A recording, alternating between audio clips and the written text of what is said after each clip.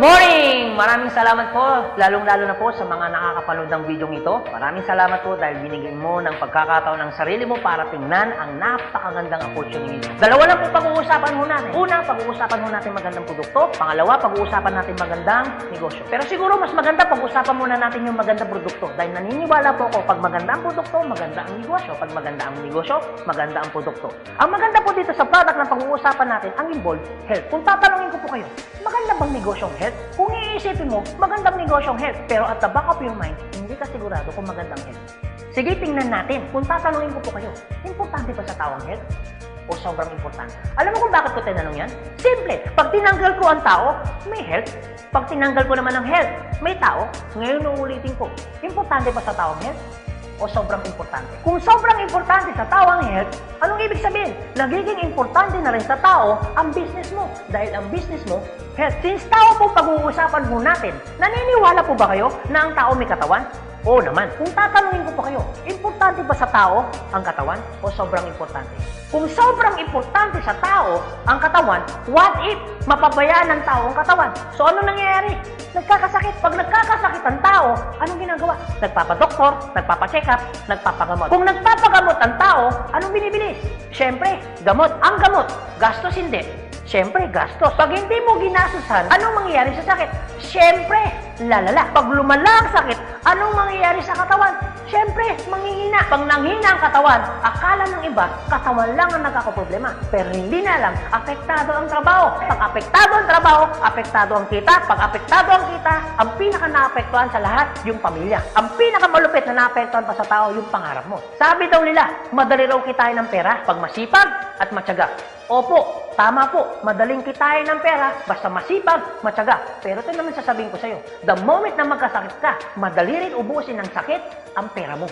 Lagi ko po ito sinasabi, alin mo ang limpak-limpak mong salapi kung punong-puno ka naman ng sakit. At ang pinakamahirap po dyan, wala na nga ang pera, mahirap na nga, may sakit pa. Yun ang masakit. Since present ang sakit, ano ngayon ang gagawin mo para hindi magkasakit? Simple, wala ka ng choice. Uulitin ko, wala ka ng choice. Kailangan mo nang uminom ng food supplement. Alam kung bakit? Marami ng kumpanya ng tayo. Marami ng pharmaceutical ng tayo. At hindi naman nila i-inventoyin ang mga produktong yan kung hindi kailangan. Bakit? Kasi kailangan mo na talaga. Ngayon, pwede mo sabihin sa akin, teka lang Anthony, food supplement? Gastos yan eh.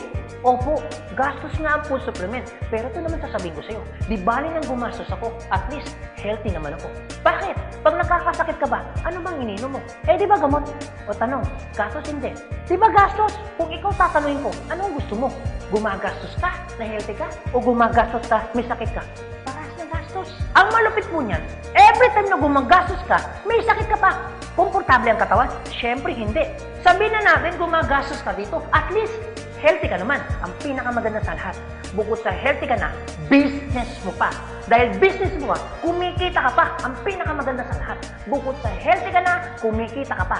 Bukod sa kumikita ka na, healthy ka pa. Ano ngayon ang pakiramdam na bukod sa healthy at kumikita ka na, nakakatulong ka pa? Maganda o napakaganda? O sige, pag-usapan naman natin yung magandang negosyo. Maaaring nagustuhan mo yung product, maaaring bibili ka ng product. Pero ito yung totoo, gagawin mo kayong negosyo. Kasi bakit? Pag business ang pinag-uusapan, hindi naman kasi lahat ng tao business-oriented. Karamihan ng tao is career-oriented. Alam mo kung bakit? Marami kasing tao na pagdating sa business, ang dami niyang perspective. Alam mo isa sa mga perspective ng tao pagdating sa negosyo? Una, wala akong pera. Pwede mo sabihin sa akin, teka lang Anthony, wala naman akong pera. Kanina, nung pinapanood mong video nito, wala kang problema. Pero ngayon may problema ka na. Ano? Pera. Pangalawa, ang maaaring problema mo, wala akong time. Pwede mo sabihin sa akin, teka lang Anthony, okay yung negosyo kaso nga lang wala akong time. Walang kaso. Pero mayroong mas worse. Wala ka nang time. Wala ka pang pera. Pangatlo, maaaring itong problema mo. Teka lang Anthony, okay yung business kaso nga lang hindi ko yan alam. Hindi ko yan hilig. Hindi ko yan linya. Ew. Pero ito yung totoo. Marami naman tao sa labas na ginagawa niya yung linya niya, ginagawa niya yung hilig niya. Pero tanong, kamusta ang buhay? Sabihin na natin hindi mo to hilig. Sabihin na natin, hindi mo rito niya. Pero ito sasabihin ko, kung ito naman ang magpapabago ng buhay mo, bakit hindi mo siya ninyahin? Pang-apat, maaaring ito isa sa mga problema mo. Teka lang, Anthony, okay ang business. Kaso nga lang, risky yan. Naku, malulugi lang ako. Ang pinakamalupit, hindi mo pa tinatayo yung negosyo mo, feeling mo, lugi ka na. Ang matindi niyan, ano malulugi sa'yo? Eh di ba sabi mo, wala kang pera? Eto tanong, kung problema mo ang pera, problema mo ang oras, problema mo dahil wala kang alam, kasi iniisip mo baka malugi ka, ito sasabihin ko. Hindi lang naman to ang una or pangalawang pagkakataon na pwede kang ma-involve sa business. Kung yan ang problema mo, bakit? Pagdating kayo ng panahon, yan pa rin kayo problema mo. Pag-usapan po natin ang life cycle. Naniniwala ka bang may life cycle? Oo naman. Importante po ang life cycle. Kasi po, hindi po magiging balanse ang mundo pag walang life cycle. Isa sa mga dinadaanan ng tao ng life cycle, yung pag-aaral. Kung ikaw magkakanak o magkakanak pa lang, pag-aaralin hindi. Siyempre, pag-aaralin. Kawawa naman yung bata pag hindi natuto, hindi marunong magsulat, hindi marunong magbasa. Pagkatapos mag-aral, anong susunod? Siyempre, gagraduate. Pagkatapos graduate, anong susunod? Siyempre, magtatrabaho. Pero pansinin mo to. Meron po mga tao hindi nakapag-aral, hindi nakagraduate, pero nagtatrabaho. Bakit? Isa sa mga life cycle po na dinadaan ng tao, kailangan po magtrabaho. Etong tanong, gusto niyo po ba habang buhay nagtatrabaho? Siyempre, hindi. Gustuin niyo man po magtrabaho ng 60 to 65 years old, wala na ho kayong choice. Ang sasabihin ng boss mo, you're out. Bakit? Anong tawag po doon? Retire. Pag kayo po ba nag-retire, may pera wala? Siyempre, meron. Anong tawag mo doon? Retirement fee. Dahil ikaw ay nag-retire, ang trabaho, tuloy-tigil. Siyempre, tigil. Pag tigil ang trabaho, ang sweldo, tuloy-tigil. Siyempre, tigil. Dahil tigil ang trabaho, tigil ang sweldo, ang gastos, tuloy-tigil. Siyempre, tuloy. Dahil tuloy ang gastos, ang retirement fee na pinaghirapan mo, maubos hindi. Siyempre, pwedeng maubos. Para hindi maubos ang perang pinaghirapan mo, anong gagawin mo? Maaaring nag-iisip mo ngayon kung ikaw nakakapanood ng video nito. Maaari at siguradong maiisip mo ngayon, business. Ito tanong. Kung papasok ka ngayon sa business para hindi maubos ang pera mo, teka lang, akala ko ba kanina, iniisip mo, teka lang Anthony, wala akong pera kasi mamumulan ako dyan. Pero sabihin ko, kung iniisip mo kanina, wala kang puhunan, mamumuhunan ka kasi, eh di ba ganun din dito? Mamumuhunan ka rin. Di ba sabi mo kanina, wala akong time? Kung iniisip mo na wala kang oras, bakit? Pag tungtong mo ng 60, 65, may oras ka ba ba? Sabi mo kanina, wala kang alam. Pero tanong, bakit pag tungtong mo ng 60, may alam ka?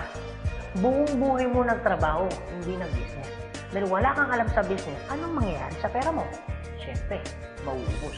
Anong sense, nagtrabaho mo ng buong buhay mo, papasok ka sa business, dahil wala kang alam sa business, ang perang pinaghirapan mo, mauubos lang. Kaya marami pong mga tao nagre-retire, pumapasok sa business, still broke pa rin. Alam kung bakit? Kasi wala silang alam sa business. Kung ikaw ang nakakapanood ng video nito, huwag po kayo mag-alala. Kasi bakit? Later pa naman yan. Pero kung tatanungin kita, kung papasok ka lang naman pala sa business, anong gusto mo?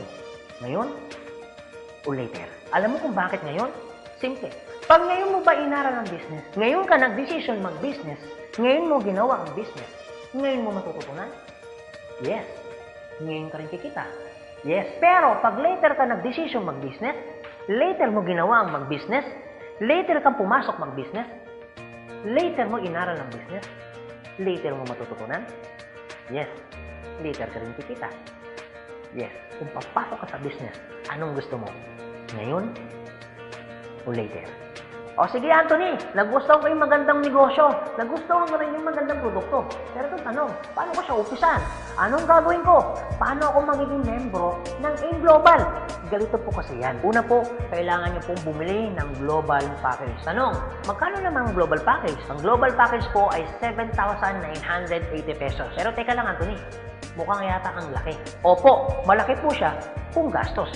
Malaki din po siya kung wala kang pera. Pero teka lang, kung negosyo ang pag-uusapan natin, 7,980, malaki o maliit?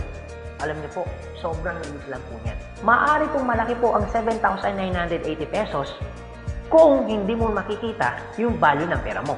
So kung gusto ko po mangyari, ipakita ko po sa inyo kung anong value ng 7,980 pesos mo. Una, magkakaroon ka ng product na worth 6,000 pesos. Pangalawa, magkakaroon po kayo ng insurance. Meron po kami tinatawag na personal accident insurance na 200,000, unprovoked murder and assault na 50,000 pesos, 10,000 pesos medical reimbursement. Hindi lang yan, meron pa kami tinatawag na burial assistance na 10,000 pesos. Pangatlo, magkakaroon ka pa ng discount from 25% up to 50%. lifetime discount. Pang-apat, magkakaroon ka naman ng business kit, brochure, CD na kung saan magagamit mo sa pagninegosyo mo. Pang-lima, magkakaroon po kayo ng tinatawag mo namin free medical check-up. CBC, urinalysis, fecalysis, chest x-ray, dental, lahat ng yan kasama po doon sa free medical check-up. Pang-anim, magkakaroon po kayo ng ATM, BDO at China Trust. I suggest po, kung ikaw ngayon ay nasa abroad, mas maganda pong kunin ninyo ang China Trust. Alam niyo kung bakit? This is an international debit card na kung saan po, mawi-withdraw ninyo ang pera ninyo na kahit saang bansa. Kung hindi naman kayo mag-abroad, pwede po kayong kumuha ng BDO. At hindi lang yan, pang-pito, magkakaroon po kayo ng tinatawag ho naming web page. So ano pong advantage ng web page ho natin? Magkakaroon ho kayo ng DTC, Distributor Tracking Center, na kung saan mamomonitor nyo lahat ng transaction na nangyayari po sa business ninyo. At hindi lang yan, ang pinakamaganda, yung pang-walo. Meron po kami tinatawag na scholarship program. So ibig sabihin, pag naging member ka ng AIM Global, automatic bibigyan ho namin kayo ng scholarship certificate. So ang maganda po doon, sa scholarship po natin, transferable. Ibig sabihin, kung ikaw yung member, siya hindi member, kahit hindi mo kakilala, pwede niyo po itong i-transfer. At hindi lang ho yan. Ang maganda po sa scholarship po natin, ito po ay wala pong expiration. Kung ngayon ka ng member, bukas o bukas makalawa o 2 to 3 years from now, saka mo palang ginamit yung scholarship po namin o yung certificate po namin, hindi po siya may expire. Pwede nyo pa rin siyang gamitin. Ang maganda po dun sa scholar certificate po namin, wala ho tayong quota. No hidden agenda. Na pag yung bata po in-enroll mo na, hindi ho kayo obligado na gawin yung negosyo. Nasa sa inyo na lang po kung gagawin yung negosyo, hindi. Basta yung anak niyo po, tuloy-tuloy po yan sa pag-aaral. So wala ho tayong hidden agenda, no quota. Kahit hindi ho kayo bumili ng product, kahit hindi ho kayo mag-imbita ng tao, kahit hindi nyo po ito gawin. No obligation, no commitment. No hidden agenda. Yan po yung kabuuan ng global package ho natin doon sa perang binitawan mo na 7,980 pesos. Ang tanong, maganda po ba o napakaganda? Sulit o sulit na sulit? Okay, sige, ganito Anthony. Nagustuhan ko yung magandang negosyo. Nagustuhan ko rin yung magandang produkto. Sige, mag-join na ako.